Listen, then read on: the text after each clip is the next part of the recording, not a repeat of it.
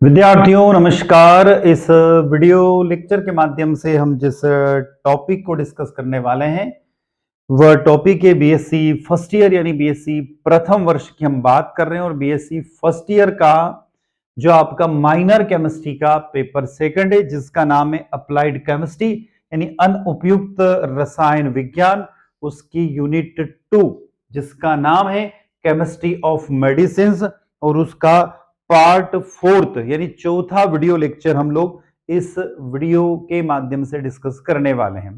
तो विद्यार्थियों इससे पहले हम 3 वीडियो के माध्यम से अलग अलग टॉपिक को डिस्कस कर चुके हैं, उनको मैं एक बार आपको बता देता हूं। रिकैप वाला मामला बता देता हूं कि सबसे पहले वाले पार्ट में हमने डिस्कस किया था कि जो सामान्य रोग और उनके कारण क्या था, नहीं common disease and their causes, ये हमने पढ़ा था। और उसके बाद जब हम सेकंड पार्ट में चले थे तो सेकंड पार्ट में हमने पढ़ा था दर्द निवारक दवाइयां और एंटी माइक्रोबियल यानी प्रति सूक्ष्म जैविक के बारे में हमने इसको डिस्कस किया था। उसके बाद जब हम तीसरे वीडियो लेक्चर की तरफ आए थे तो तीसरे वीडियो लेक्चर में हम लोगों ने देखा था अवसाद रोधी और उच्च रक्तचाप रोधी को भी हम पढ़ चुके हैं।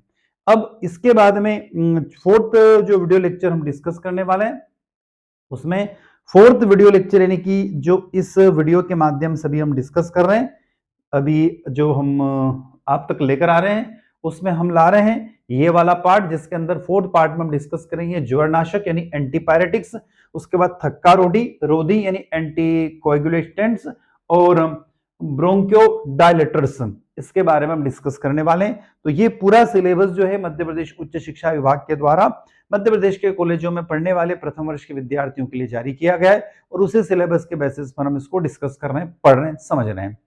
तो विद्यार्थियों यदि आप मध्य प्रदेश के बाहर किसी राज्य में भी पढ़ रहे हैं और यदि आपको इन टॉपिक्स में से कुछ टॉपिक्स आपके आते हैं तो बिल्कुल ये टॉपिक जो का सिलेबस वहां से मैच करता है। तो अब हम चल रहे हैं यहां से बात करते हैं एंटीपायरेटिक यानी ज्वरनाशक के बारे में। ज्वरनाशक होता क्या है?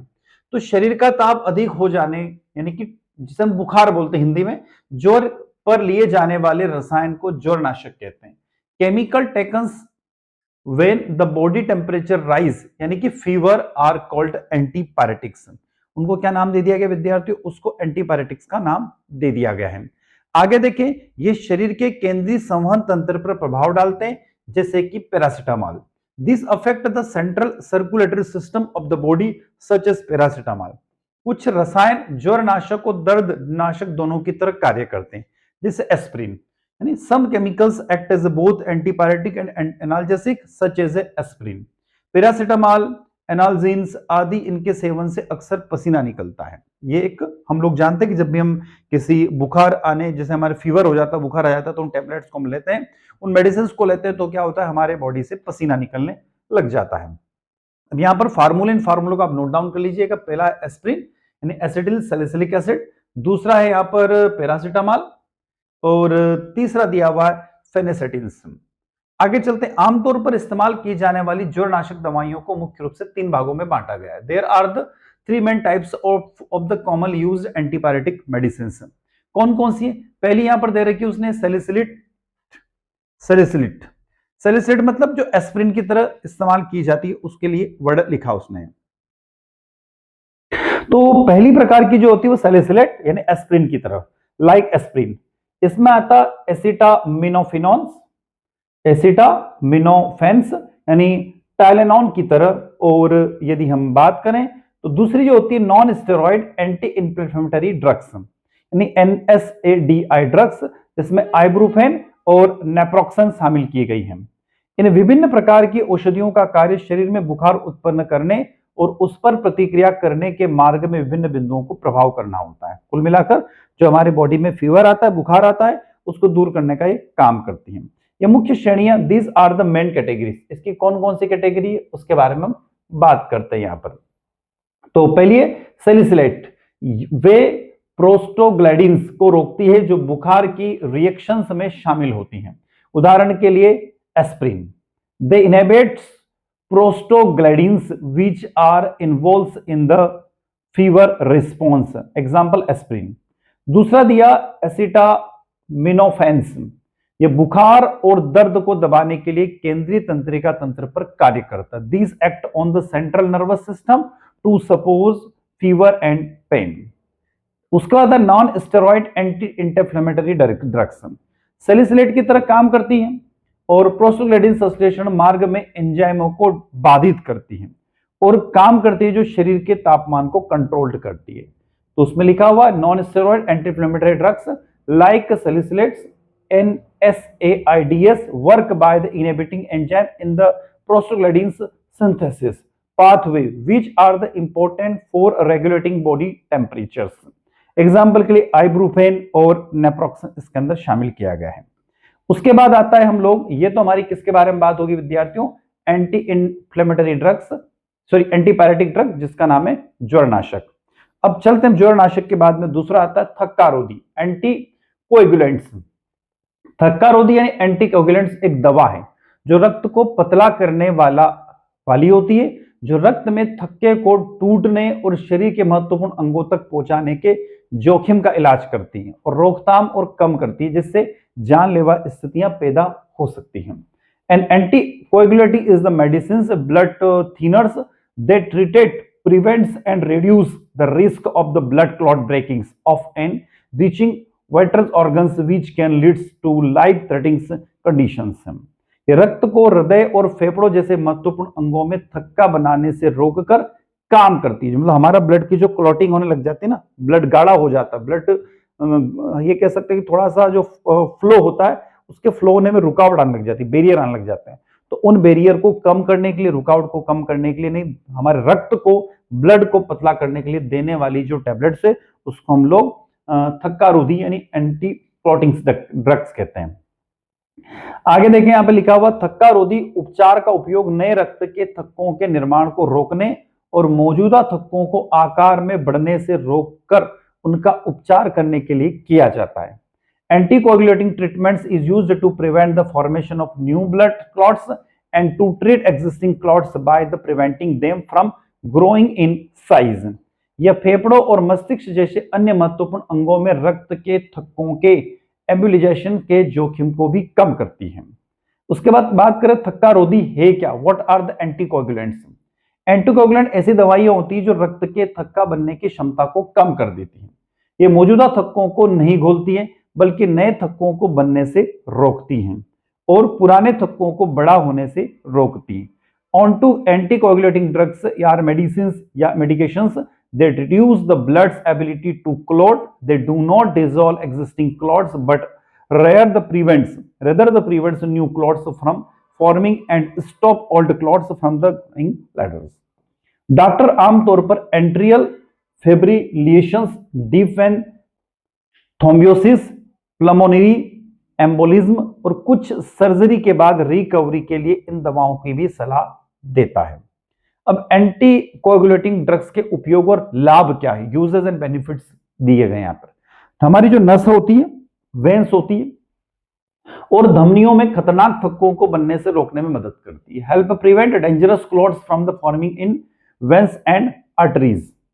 उसके बाद एंट्रियल फैब्रिकेशंस वाले लोगों में स्टॉक्स की संभावनाओं को कम करने में मदद करती है। Help reduce the risk of strokes in people with artery fabrications. उसके बाद मैकेनिकल हार्ट वाल्व वाले लोगों की सुरक्षा करती है। Protect peoples with medicinal heart valves, mechanical heart valves. Surgery या स्थिरीकरण के बाद रिकवरी में भी सहायता करती है। ठीक है। उसके बाद प्लमोनरी एम्बोलिज्म और दिल के दौरे की संभावनाओं को भी कम करती है, to reduce the risk of pulmonary embolism and heart attack। उसके बाद बात करते हैं टाइप ऑफ एंटीकोगुलेटिंग्स। एंटीकोगुलेटिंग के प्रकार कौन कौन से हैं, तो यहां पर कुछ श्रेणियां दी गई जिनमें प्रत्येक रक्त के थक्के को रोकने के लिए अलग अलग तरीके से वो काम करती है, मतलब जो काम करती है उसके बेसिस पे बात की गई। तो प्रमुख श्रेणियां आती, मेजर कैटेगरीज, पहली आती विटामिन के, विटामिन के प्रतिपक्षी, विटामिन के एंटागोनिस्ट यानी VKAS बोलते हैं इसको शॉर्ट फॉर्म में। विटामिन के प्रतिपक्षी सबसे पुरानी और सबसे व्यापक रूप में उपयोग की जाने वाले थक्कारोधी दवाइयों में से एक है। यह विटामिन के की क्रिया को अवरुद्ध करके काम करती है, जो यकृत द्वारा थक्का बनाने वाले कारकों से उत्पादन के लिए आवश्यक एक प्रमुख पोषक तत्व है। Vitamin K is a antagonist are one of the oldest and most widely used anticoagulating drugs. They work by the blocking the action of vitamin K and key nutrients needed by the liver to produce clotting factors. इन कारकों के बिना रक्त को थक्का बनने में अधिक समय लगता है, जिससे नसों और धमनियों में खतरनाक रुकावटों का खतरा कम हो जाता है. Without these factors, the blood takes longer to clot, increasing the risk of the dangerous blockings in the veins and arteries. उदाहरण के लिए दिया हुआ इसमें वारफेरिन्स. दूसरे नंबर पर आता है direct oral anticoagulants. Direct oral anticoagulants short form में उसको DOACSB कहते हैं. डायरेक्ट ओरल एंटीकोगुलेंट्स जिन्हें DOSCSB कहा जाता है, नई दवाएं, मतलब ये बाद में डेवलप की गई है, जो कि विशिष्ट थक्के कारकों को सीधे लक्षित करके डिजाइन की गई है. मतलब अलग अलग व्यक्ति के शरीर में अलग अलग क्लॉटिंग होती है, उसके अकॉर्डिंग इस मेडिसिन को इन मेडिसिन को डिजाइन किया गया है. तो direct oral anticoagulants also called the DOS are newer medicines design to directly target specific clotting factors. ये वारफेरिन्स की तुलना में तेजी से काम करती है और आमतौर पर नियमित रक्त परीक्षण की आवश्यकता नहीं होती. इसकी खास बात है कि बार बार आपको ब्लड टेस्टिंग करवाने की आवश्यकता नहीं होती और बहुत अधिक सुविधाजनक होती है. इसमें एपेक्सबिन है ना, रिवरोक्सबेन, डेबिगेट्रांस, एडोक्सबेन आदि का इस्तेमाल किया जाता है. तीसरे नंबर पर आती हेपारिन मेडिसिन. हेपारिन तेजी से काम करने वाली एंटीकोगुलेंट्स ड्रग है, जो आमतौर पर इंजेक्शन के माध्यम से दी जाती है. किसके माध्यम से?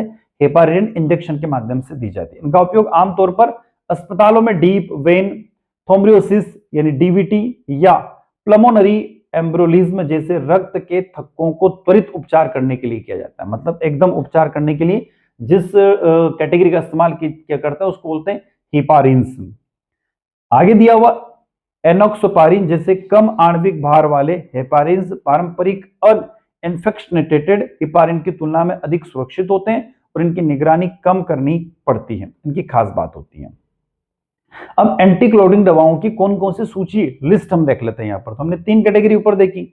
उसके बाद पहली आती है वारफेरिन्स. यह हानिकारक रक्त के थक्कों को रोकती है और स्ट्रोक के जोखिम को कम करती है, हृदय स्वास्थ्य का समर्थन करती है और परिसंचरण में सुधार करती है. It prevent harmful blood clots, reduce the risk of strokes, support heart health and improve circulation. दूसरे टाइप की टैबलेट्स होती है एपेक्सबेन. एपेक्सबेन एक प्रत्यक्ष कारक XA अवरोधक है जो नियमित निगरानी के बिना स्ट्रोक और थक्कों को जोखिम को कम करती है. Apixaban is the direct factor XA inhibit that reduce the risk of stroke and clots without regulate monitoring. उसके बाद नेक्स्ट आती है rivaroxaban. Deep vein thrombosis, pulmonary embolism की रोकथाम और उपचार का कार्य करती है और एंड्रियल फैब्रिकेशन में रोगियों में स्ट्रोक के जोखिम को भी ये कम करती है. उसके बाद आती है डेबिगेट्रॉन एट्रेक्सलेट. यह मौखिक थक्कारोधक दवाई है. मौखिक मतलब मुंह से ली जाने वाली एक टैबलेट है, ये ध्यान रखना. ये भी डीवीटी के माध्यम से दी जाती है और जोखिम को भी कम करती है. हिपारिन अभी हमने बात करी ऊपर, इंजेक्शन के माध्यम से दी जाने वाली टैबलेट्स है. एनॉक्सपारिन, यह इसका मॉलिक्यूलर वेट जो होता है बहुत कम होता है और यह भी जो क्लॉटिंग है उसको रोकने का काम करती है. अब ये काम कैसे करती है आखिर? ये जो दवाइयां होती है, हाउ टू एंटीकोगुलेंट्स वर्क, मतलब दवाइयां कैसे काम करती है उसके बारे में बात करते हैं. तो थक्कारोधी रक्त के प्राकृतिक थक्के बनने की प्रक्रिया में बाधा डालती है, मतलब उसमें बैरियर डाल देती है. तो anticoagulant infects with the natural clotting process of the blood. कुछ विशिष्ट थक्के कारकों को अवरुद्ध करती है, जबकि अन्य थक्का बनाने के लिए आवश्यक प्रोटीन के उत्पादन को कम कर देती. जो थक्का यानी कि जो क्लॉटिंग होती है किसके कारण होती है? तो प्रोटीन की ज्यादा मात्रा हो जाने के कारण होती है. तो उसको क्या करती है? कंट्रोल करने के काम करती मेडिसिन. मतलब प्रोटीन का जो फॉर्मेशन होता है या जो उसको आगे बढ़ता है उसको रोक देती है. उसके बाद रक्त को पतला करके सुचारू परिसंचरण बनाए रखती है, यानी कि by thinking the bloods they maintain smooth circulation and prevent blockage in the blood vessels. मतलब रक्त वाहिकाओं में जो ब्लॉकेज आते हैं जिससे अटैक होने की संभावना रहती है उसको ये कम कर देती है. और तीसरी प्रकार की जो टैबलेट्स इसमें पढ़ रहे हैं हम लोग, ब्रोंकियोडायलेटर्स. अब ब्रोंकियोडायलेटर्स क्या है? तो ब्रोंकोडायलेटर्स एक प्रकार की दवाई है जो वायु मार्ग, मतलब हमारे नाक या मुंह के द्वारा ली जाती है, जैसे अस्थमा या सीपीओडी जैसे श्वसन स्थितियों में मांसपेशियों को आराम देती है और उन्हें चौड़ा कर देती है, मतलब हमारी जो श्वसन लेने में, जो सांस लेने में प्रॉब्लम होती है ना, उसको फैलाने का काम करती है, जिससे सांस लेना आसान हो जाता है। और ये दवाइयां घरघराहट और सांस की तकलीफ जैसी लक्षणों को राहत दिलाती है। Bronchiolitis are the medications that relax the muscles in the airways for respiratory conditions like asthma or COPD and widens them, making breathing easier. These medications relieves symptoms like wheezing and the shortness of breath. जैसे हम लोग इससे कैसे लेते हैं, एक picture हमने बता रखी है। इस पिक्चर में दे रखा है कि जब हमारी सांस लेने में तकलीफ होती है तो आपने देखा होगा कुछ लोग इस तरीके से पंप द्वारा कुछ मेडिसिन, कुछ टैबलेट्स को कुछ लेते हैं। तो ये क्या करती हैं, हमारी जो जहां से हमारी सांस पास होती है वो थोड़ी सी सिकुड़ जाती है, तो उसको फैलाने का एक काम करती है। ये पिक्चर आप समझ गए होंगे कि पिक्चर हमें क्या बताने की कोशिश कर रही है। तो ये जो जनरली किससे ली जाती है, इनहेलर्स के माध्यम से इनको लिया जाता है। ये कैसे काम करती है, देखो हाउ दे वर्क। ब्रोंकोडायलेटर्स वायु मार्ग को चिकनी मांसपेशियों को शिथिल करती है जो सिकुड़ी हुई रहती है। Bronchiolitis relax the constructed smooth muscles of the airways. इस मांसपेशियों के शिथिल होने से वायु मार्ग खुल जाता है, मतलब हमारा जो सांस लेने की प्रोसेस है वो खुल जाती है और हवा का प्रवाह बेहतर हो जाता है।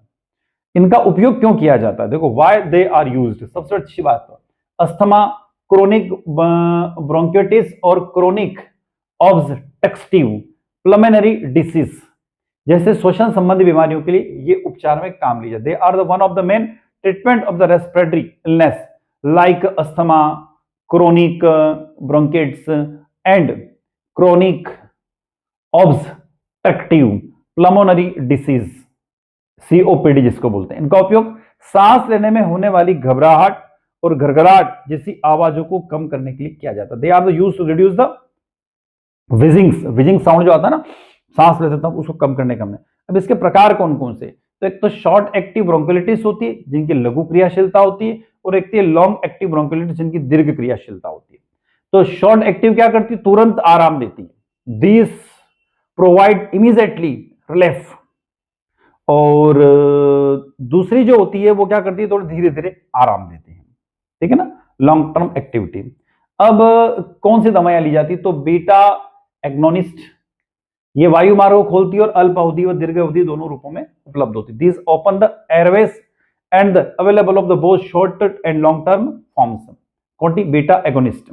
दूसरी होती है एंटी कोलिनर्जिक्स, ये कोलिनर्जिक्स तंत्रिकाओं को अवरुद्ध करके वायु मार्ग को चौड़ा कर देती हैं और मुख्य रूप से सीपीओडी के लिए उपयोग की जाती है। This widely airways from the blocking of the cholinergics nervous and the are primary use for the सीपीओडी।